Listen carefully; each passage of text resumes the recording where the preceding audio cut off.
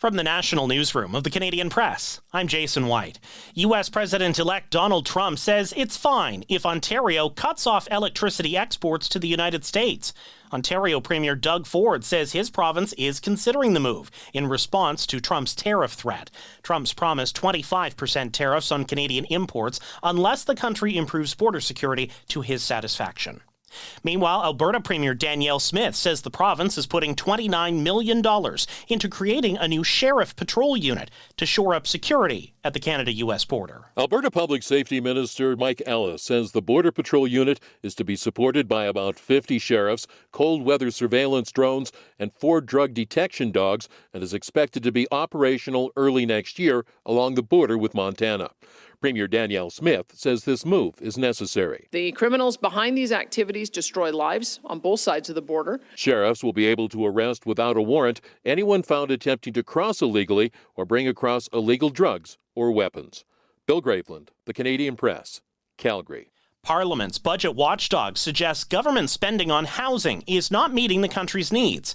Today's report from the Parliamentary Budget Officer says 2.4 million Canadian households live in unaffordable, unsuitable, or inadequate housing. The PBO report also estimates an additional 200,000 households will need help in the coming years because incomes are not keeping up with housing costs. Quebec and Newfoundland and Labrador are tearing up a contract that has long been a thorn in the side of Canada's easternmost province.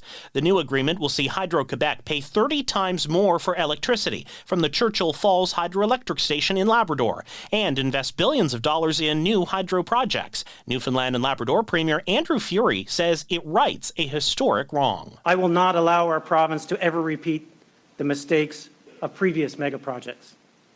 Hard lessons were learned from the 1969 contract. Quebec Premier François Legault says he hopes the agreement in principle will be appreciated by future generations. Some patients worry an ongoing shortage of an epilepsy drug will cause their seizures to return. The shortage of Clobazam began last May. Health Canada says it's expected to last until April next year. There is another version of the drug, but experts say some people can't switch medications without risking breakthrough seizures. Retail consultants say the Body Shop Canada's expected buyer, Saruya Private Equity, has plenty of work to do if it wants to reinvigorate the brand. JC Williams Group retail strategist Lisa Hutchison says the company will first have to remind customers the retailer has not shut down, then make stores worth visiting. The Body Shop are pretty stores, but I think there needs to be another level of experience. An Ontario court may decide if Saruya Private Equity can buy the Body Shop Canada tomorrow. This is the Canadian Press. In sports, star center JT Miller will return to the Canucks lineup tonight when Vancouver hosts the Florida Panthers. The 31-year-old forward took an indefinite leave from the team last month for personal reasons.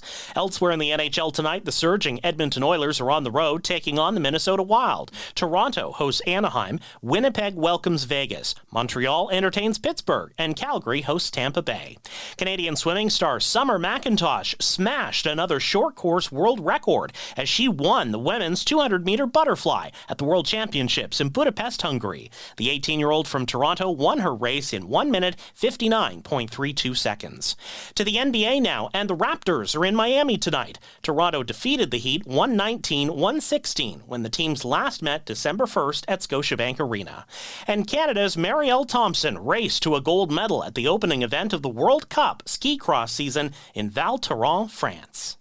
From the Canadian Press, I'm Jason White. Thanks for listening. Don't forget to follow and subscribe. For more of today's top stories, visit thecanadianpressnews.ca.